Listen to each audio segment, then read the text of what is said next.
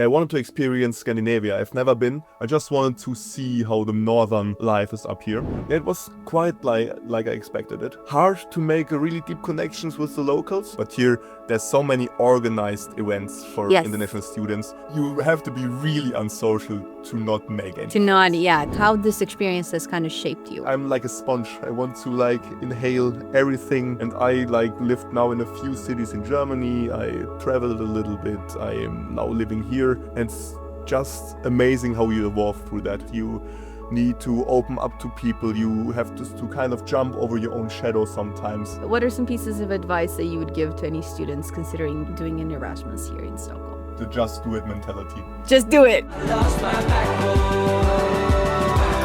somewhere in Stockholm. Hey allihopa, and welcome to Somewhere in Stockholm, a podcast production by Experience Stockholm. I'm Frankie, your host, and as always, we like to dive deeper into Swedish cultural phenomena and get you to know a little bit more about the faces, places, and spaces you should probably go and check out in Stockholm. Now, today on this episode of the podcast, I am thrilled to be in the presence of one of my neighbors, Nico Desch, and he's coming to the podcast to discuss a little bit more about his experience coming to Sweden and doing the Erasmus program. Now, let me introduce Nico properly, okay?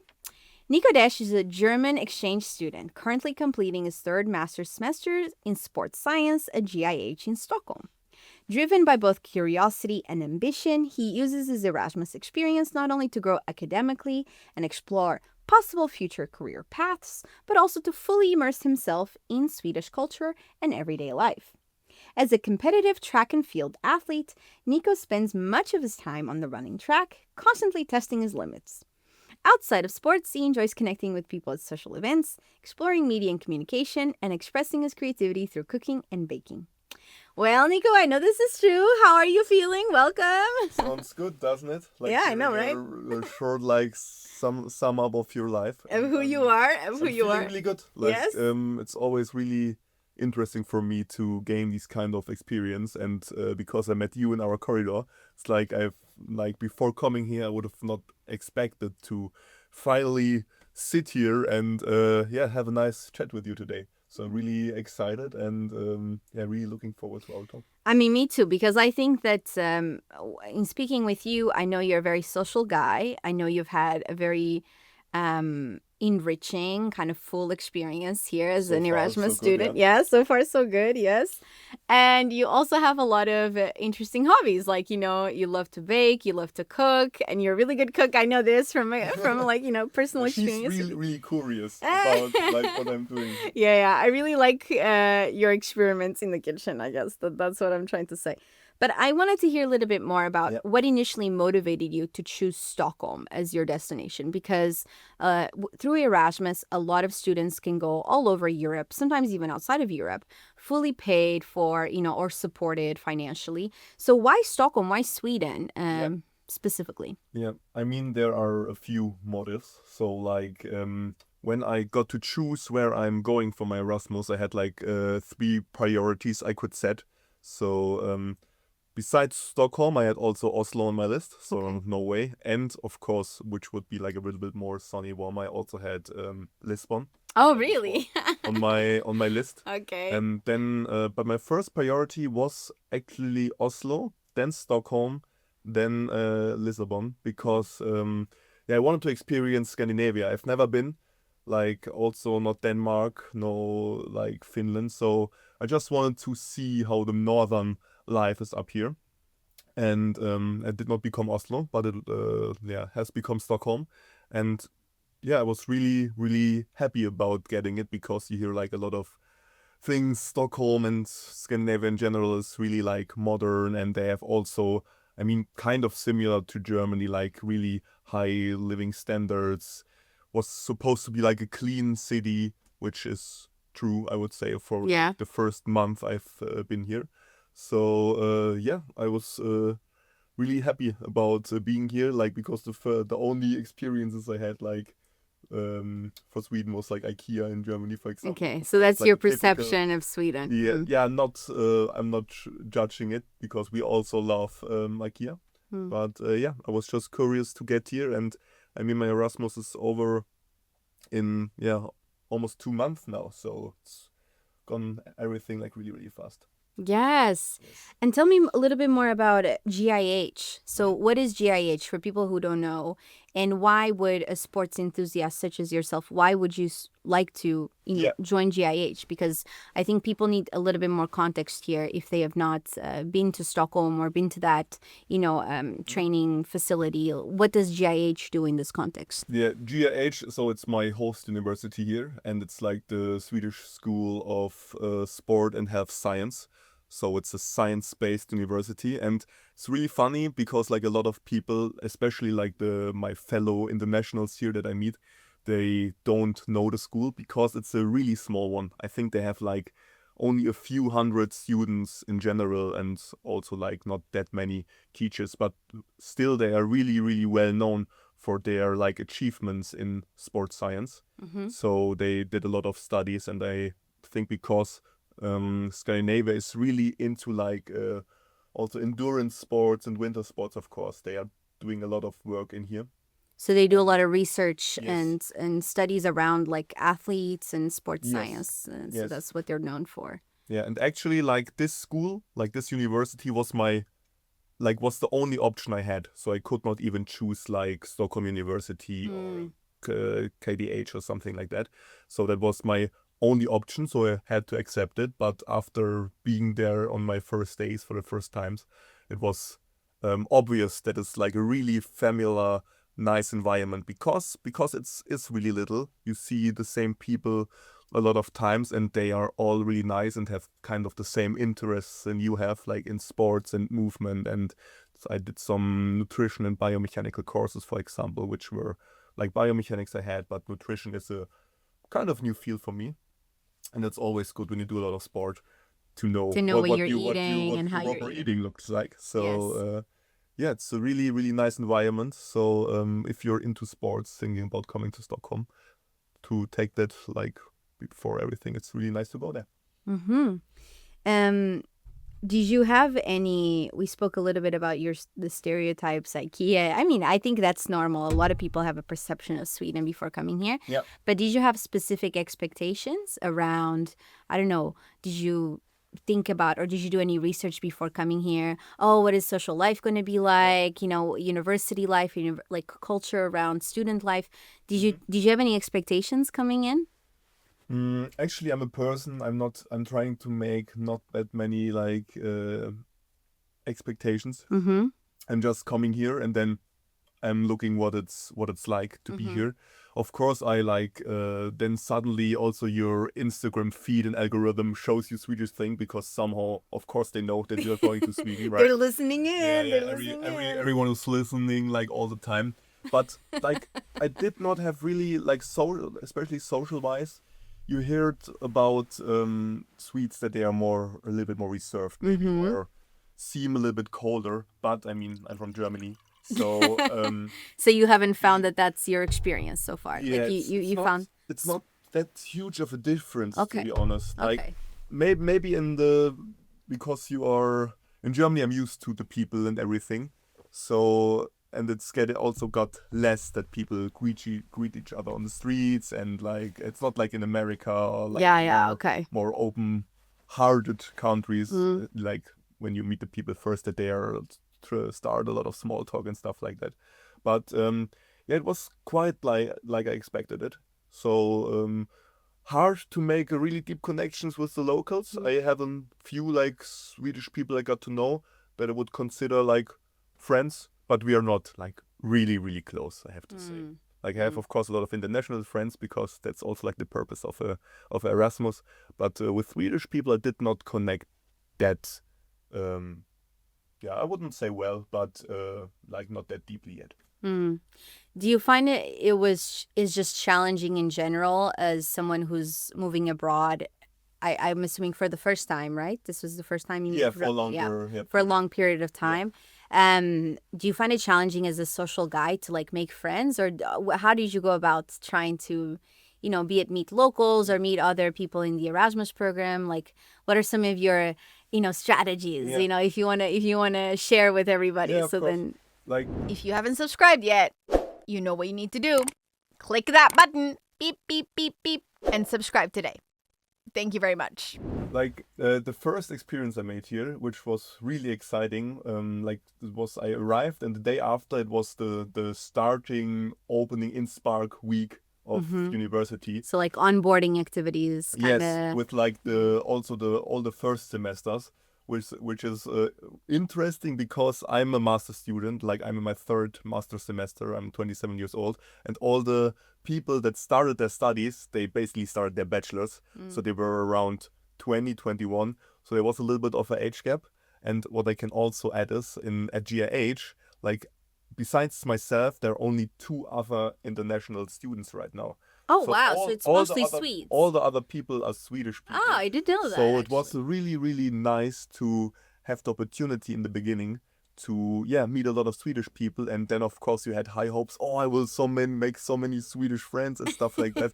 But because what I already said, they're a little bit younger, and in that week it's also a lot of like partying, get to know the city by themselves, like starting your study life. It's really, I mean, everyone is looking forward to that because I think a lot of people consider their study life to be one of the best parts of their lives.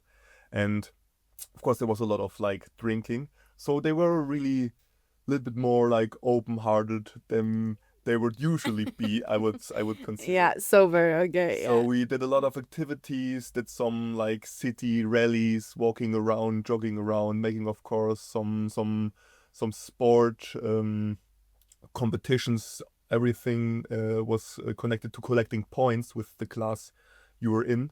And I think then I connected quite well. But after that week, I did not have classes with them anymore because they are bachelors and younger. So now I sometimes see them at GAH, but then it's like, okay, they're not partying anymore. They are sober. They're like, hi, Nico. Yeah. And like, I tried to, how have you guys been? Everything all right? Yeah. And then I'm walking backwards. Yeah. Now it's really going really well. They don't really want to keep the conversation Yeah, going. like a few of them, like they are fine with talking longer, but also some of them I would have thought would be like more, a bit Open and opening, but then they were a little bit closer again. But I feel like you're someone who's very social, like even for me, and I think I'm a social person, but you're a very social guy. So yeah, I think it's interesting how this context maybe is a bit of a shock. The way people, don't talk to you, or they pretend like, oh, I barely know you, after you party together. But then within the Erasmus program, how do you meet people there? Do they do activities together? Yes. How does it work? I think it's like the typical way, ESN, right? Yes, so Erasmus Student Network. So for people who don't know, Yes. we need to explain these things. Okay, but Yeah, of yes, course. okay. So what happens through ESN? Yeah, they plan like basically, I think every 2 weeks they publish a new schedule with like activities made on different days. And of course, in the beginning, when all the Erasmus students arriving in the beginning of the semester, everyone, oh God, I'm lonely, I need to make friends. And the first hike I did with ESN after being here for, I think, 3 days, like they didn't expect that many people to arrive Show at up, the hike because we were, I can't remember the name of the destination, but it's It was in Hellasgården. Hellasgården, Yeah, we you spoke remember. about this. Yeah, Nice, And I yeah. told you it's not that special, and then you're like, oh, I thought it was a special Yeah, place. yeah. Yeah. No, but it's where a lot Yes. of student groups go out and hike. Yeah. Because Hellasgården. we Yeah. did to go there by bus. Yes, And- that's right. So it's convenient and yeah. Yeah, and in the end, we were people for, I think, like 5 to 6 buses, maybe. Oh my God! like, So everybody was a eager few, to meet people. Like 300 people or something That's like that. crazy. So, and I was, I think, in the second bus. So I was lucky, and also I was like, okay, I want to make friends. I'm going in this bus now.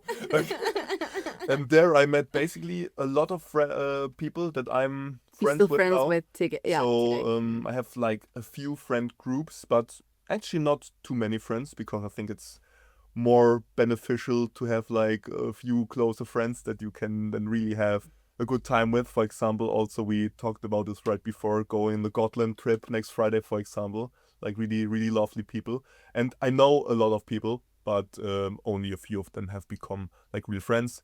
And then they do like other activities like pub crawls. That was also quite fun. So you can experience the Stockholm pub culture, or making some kind of fika gatherings, so to also get the typical Swedish vibes but still with internationals, to just collect some memories together, meet people from all over the world basically. I think I've met people from a lot of countries, so yeah. So overall, a very positive experience, social life-wise. Yeah. And I mean, the rarer part, like, it's not that common to. I mean, other countries maybe I would do it, or if I had more the need to directly open up to people without knowing them before. For example, if I see someone in summer, I see someone playing volleyball, I'm like approaching, hey guys, how's it going? Can I play with you? But here, there's so many organized events for Yes. international students. You have to be really unsocial to not make any To not friends. end So- up in one of these activities. Yes, and so you find- don't have to approach yourself or make some like really hard efforts. Like Yeah. you will find people, and even if you don't find people in the first 2 or 3 weeks, there are set up events over and over again. So don't worry. Great, good. So can you walk me through a typical day in your life as a student at GIH, and also what you do after your studies? You know, if you go to practice any sports and things like that, which facilities do you use? Just so people have an idea of like what is involved in the student life of an Erasmus, exchange student at GIH. Yeah. Honestly, it's quite hard to describe my typical day because every day looks quite different. For example, today I don't have any university things to do. I mean, I could work on an assignment which I have to submit until like I think the 18th of December. So there's time. There's time. Yeah, you're not stressed. Like the last 3 days, I had, for example, like a block course from 9 to 16 p.m. Oh wow, so the full day. So it was a little bit shorter in the end because sometimes they don't know how many people will approach the course. But that was also like a practical nutrition course. Okay. And at the first like third of my semester here, I had the same course, but it was the theoretical part, and that was via Zoom. And I was like, I mean, it's not COVID anymore, and I'm here to experience the study culture as well, not only like the all the social life and stuff like that. I want to study here because I'm in my master's. I need to learn, kind of. So it was strange. Yeah, they were doing it over Zoom. Maybe it was Yeah. the course facilitator or something. They I don't wanted know. to not So- go in person. also in the first weeks, I did not have that much university like stuff. I mean, it's quite normal, I would say, for Erasmus to not overwork yourself because you They don't want the to- social aspect to they be the don't main. want you to put yourself on the desk and then just only studying. But I go only to GIH, I think like on average 2 times a week. Okay. And sometimes it's for a course, or Okay. sometimes it's for like sitting in the cute little library. But I'm also checking out other libraries because I'm a library learner. I don't when I'm sitting at home, I see flies flying around and I'm like, oh, You get distracted. that's much more interesting than like the Yeah. actual studies I have to do. Okay. So I'm So which libraries are your favorite? I didn't know this about you, so now I'm gonna quiz you on this. like I've not visited a lot. Okay. I was at KDH because Okay. it's nice. It's close by. And like for example, yesterday I went to Stockholm University as well. Mm-hmm. That's like for me the more like library feeling I'm used to because it reminds me of my bachelor library a little bit. It is. So- It is. It's a very typical university library, the Stockholm University one. Yeah. Have you been to any of the public ones?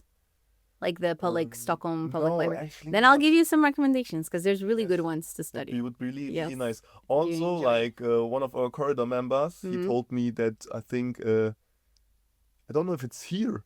You can also sit and would be like fitting for studying. Yeah, I mean, The Filmhuset. lobby, like when we met, for example. You can definitely sit there as a student. Like they also have film studies here from Stockholm University. So a lot of students end up sitting there doing their assignments, stuff like this. Definitely you can use the lobby. But they also have a library here. It is not technically part of, Yeah. it's an independent library almost within Filmhuset, the bibliothek here. But the fun part is that they have like a screening room. So you can rent out, the DVDs, like movies of all, all countries and all languages, and you can watch the movies here. So yeah, and then they have a lot of like bibliography for film studies, things like that. So you can also use the library for that purpose, but also just for studying. Like if you just want to come in. Yeah, sounds like a nice environment. It is a And nice it's environment. quite modern. There's a because lot I've of, not been in the like Filmhuset yet yes. that much, so it's. I'll give you a tour after this. Nice. Really looking But they have a really nice environment. So Yeah. using these public spaces, third places to study. So if you don't want to be stuck in in our, yeah, I think that's a good idea. All right. So if you don't spend so much time doing the courses, or because there's not a lot of time in school, what do you do outside besides the social life? Do you go and you train? Have you checked out any different places? What have you done so far? What facilities have you used so far in the city? Yeah, I think after like the study part or time consuming, it's my first priority. I have to admit is like the sports. So I'm a track and field athlete. I'm a sprinter. I've been doing this since I think I've been like 12 years old, and I'm also trying, as you mentioned in the like introduction, to do this as professional as I can. I mean, I'm not at like the highest German level, but I would love to. And I'm still like trying to become the best version of myself in this field of sprinting. So like almost 6 out of 7 evenings I'm on the track course. And right now it's in Södra. It's Okay. they have a really nice, I don't know if you've ever seen it, but it's like a really nice 200-meter indoor track. Okay.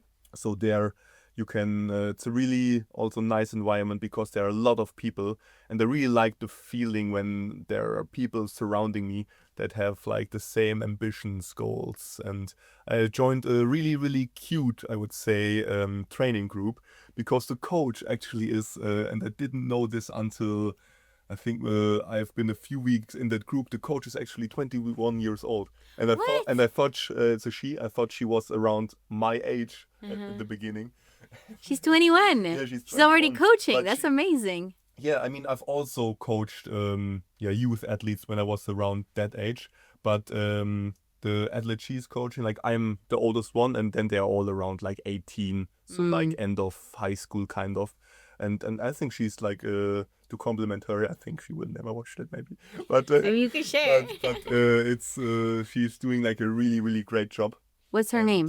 Dora. Dora. Okay. Yeah, she's doing a really great job, and I think on the sideline she's also into already like kind of business stuff, and a really busy person, and she integrated me like really well. And also there at the beginning it was a little bit hard to connect with the group because I'm by far the oldest, and then the little bit more younger people that maybe still lack a little bit in confidence, especially if there is like a German guy that is like talking to them like, oh, go away. But now I think we are all together on like a really good path, and Okay, it's good. they are all like they come regular to the practices, and we share the same thoughts about motivation and giving it our all.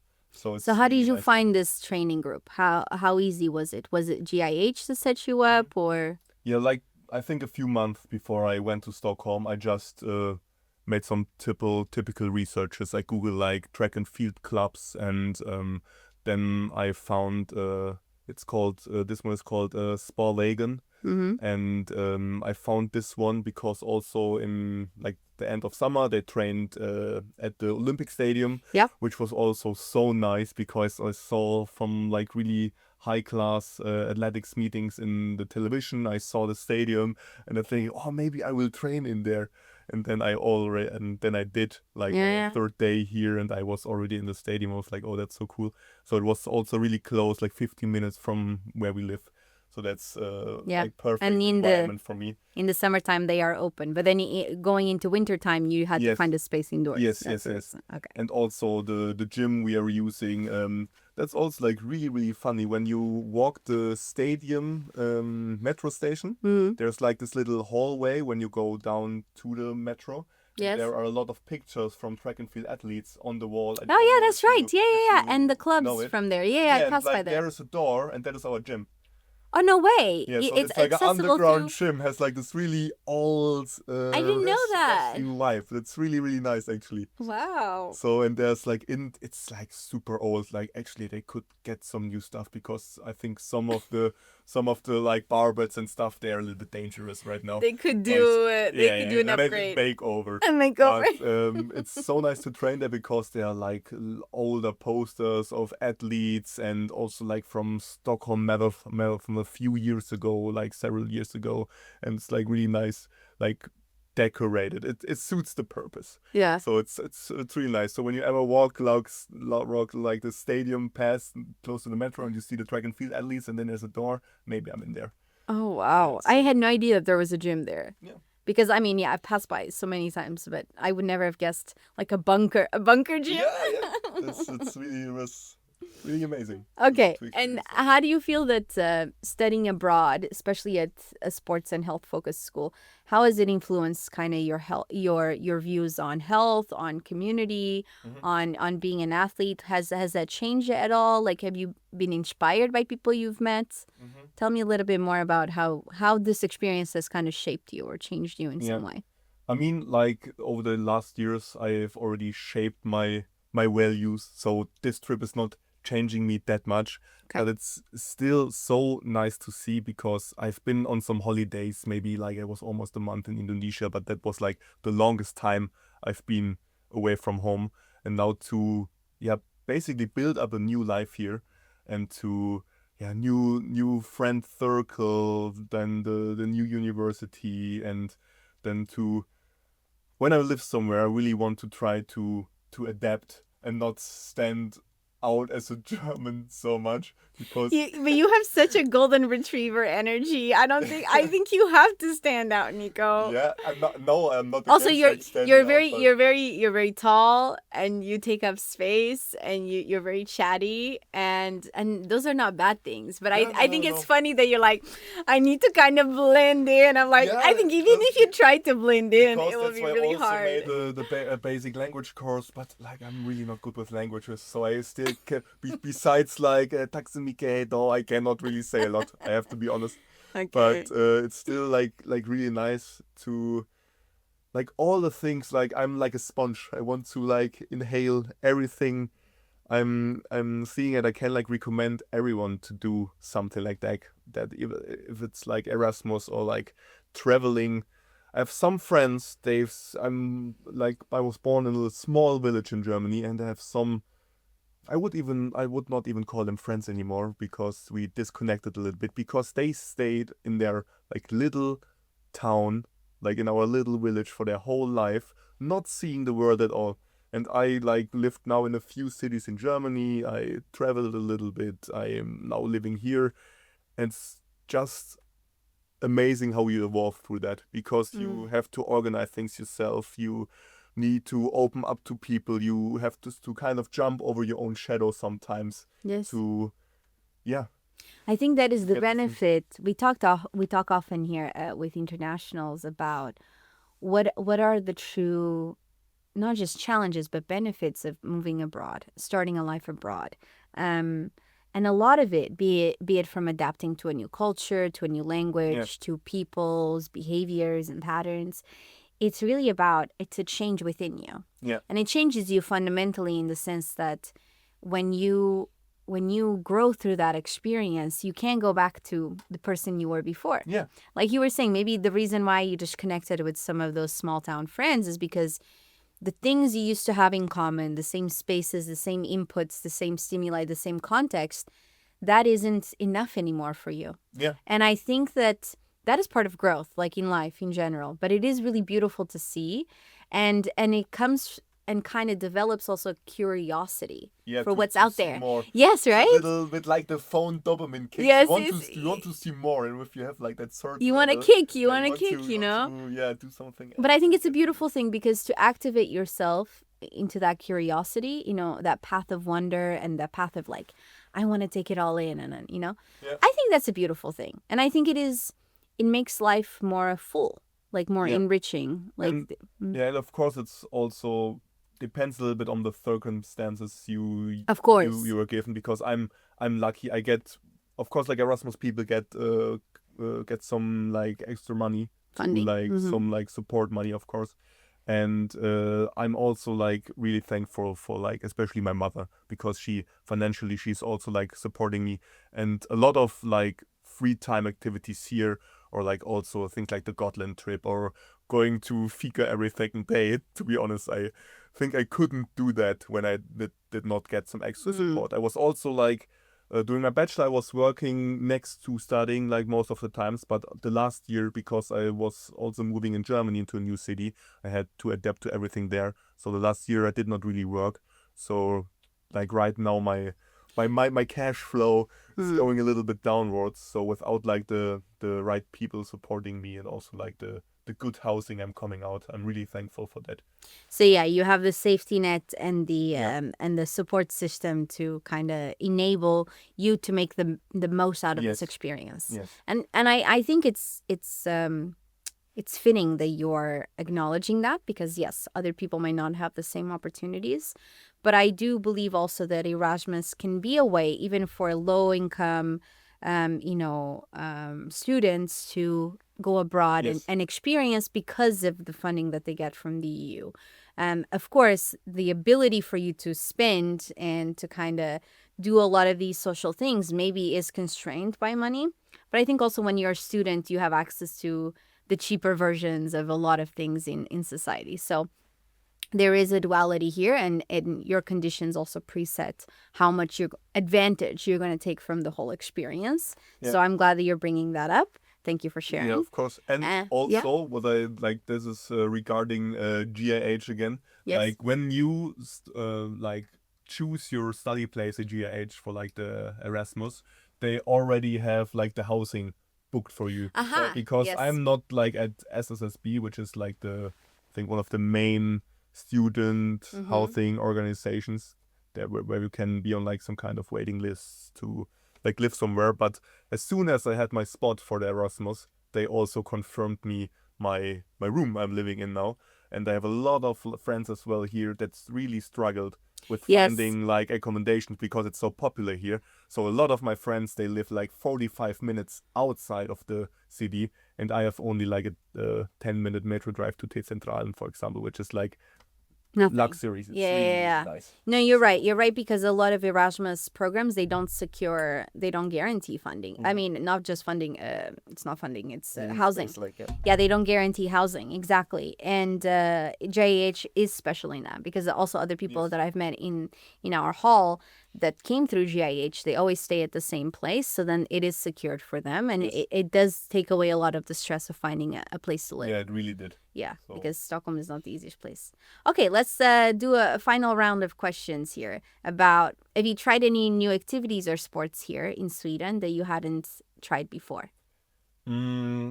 Like what I really enjoyed, I kind of did it before, but I think because of the Stockholm vibes, I really enjoyed the kayaking, because there are like the kayak like Through the machines, archipelago? automats like everywhere.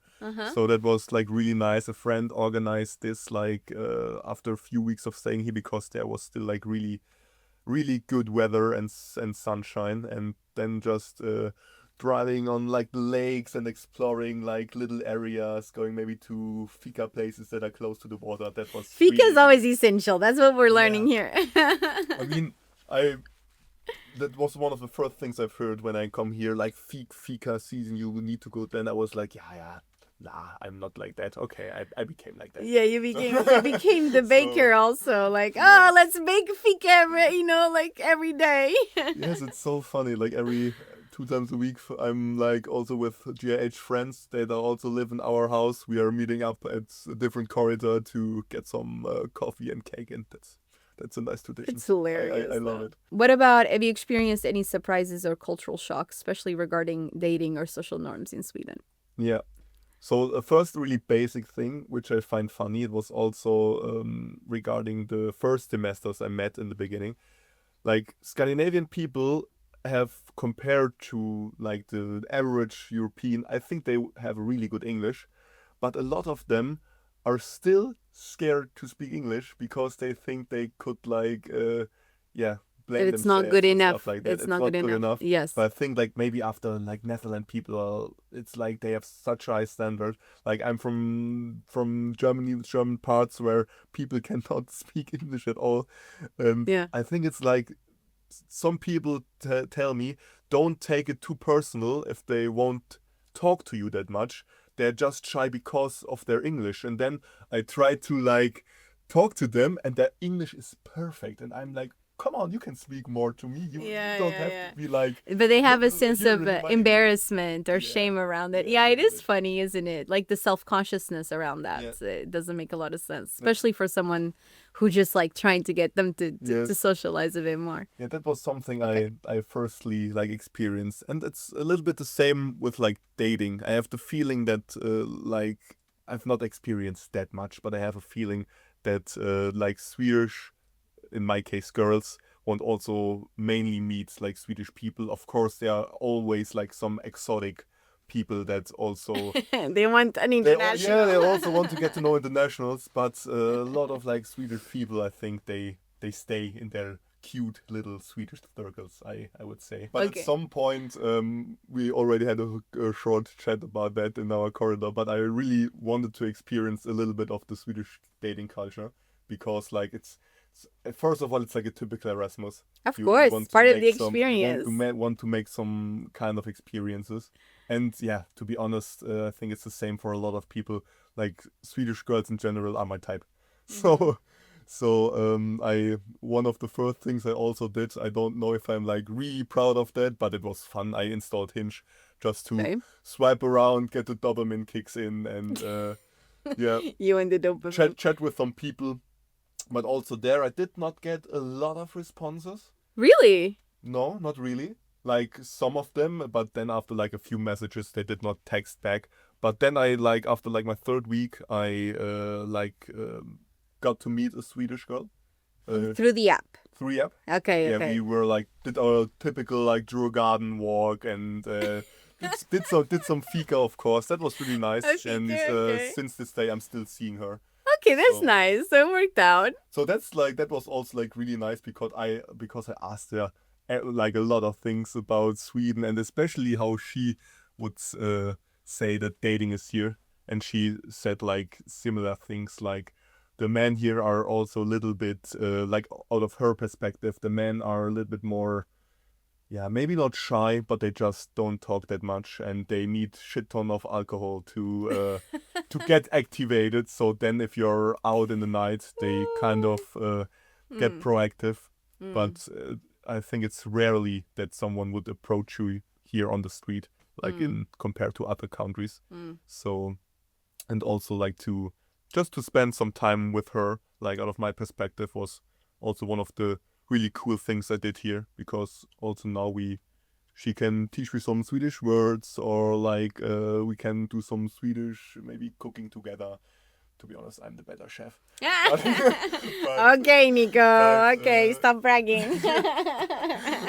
But yeah, we met some like labkaka together or stuff like that, which was like some really cute activities. Went out for eating, so also like really stereotype dates as well. That was a really nice experience. What are some pieces of advice that you would give to any students considering doing an Erasmus here in Stockholm? Yeah, it's the just do it mentality. Just do it. Yeah. Nike. I mean, maybe you have also like other options. I think every country has its benefits, but I really recommend Sweden or like Stockholm in my case, because it has a lot to offer. I really like the structure of the city, and like I'm a person that really loves nature. So all the lakes, what I'm missing is a little bit of hills and mountains, of course. Yes, there's no But- mountains here. But like we have a lot of water, like seas, lakes, stuff like that. You have a lot of natures, different parks. So there's a lot to see and experience here. If you're really mean it, you can basically make some hikes every week if you want to. So there are a lot of things to plan. So if you're into like that, Stockholm might be one of the best cities.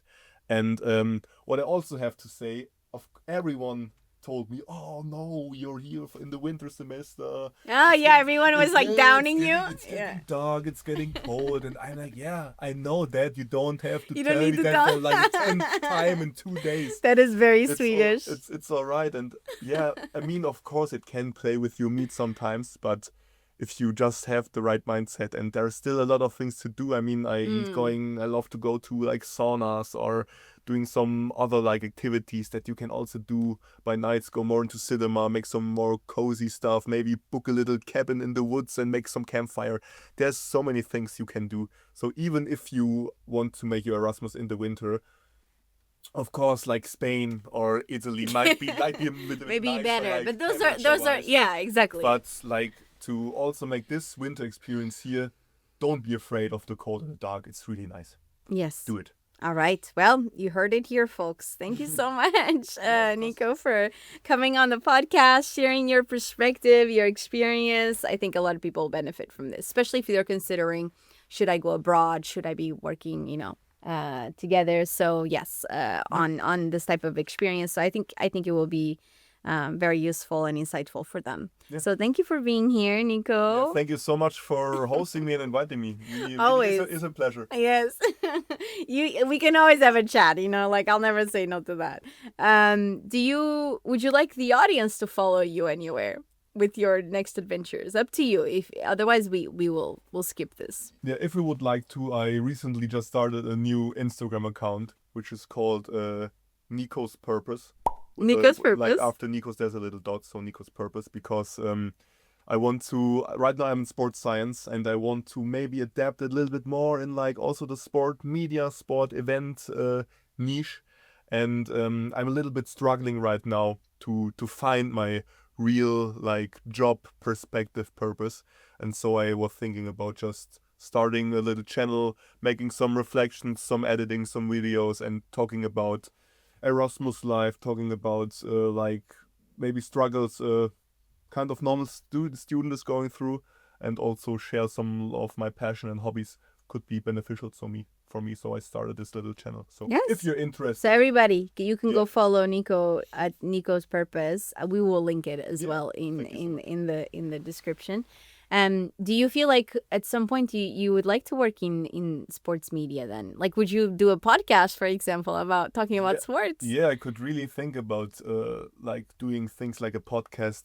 Like for a big thing is I'm not really into football. Of course, there's a lot of sports you can do, but I'm more in like the sometimes benefits sports in general has to offer, like the movement. So more scientific on that. Yeah, on that maybe end. still a little bit scientific, and also like the psychological aspects, and also like would also be really interesting for me to interview people. And one little goal or thought I have in mind would be to make some kind of commentating on like sport games or competitions or stuff like that. So like the because, Olympics and yeah. stuff like that. I really like to talk and to Yes.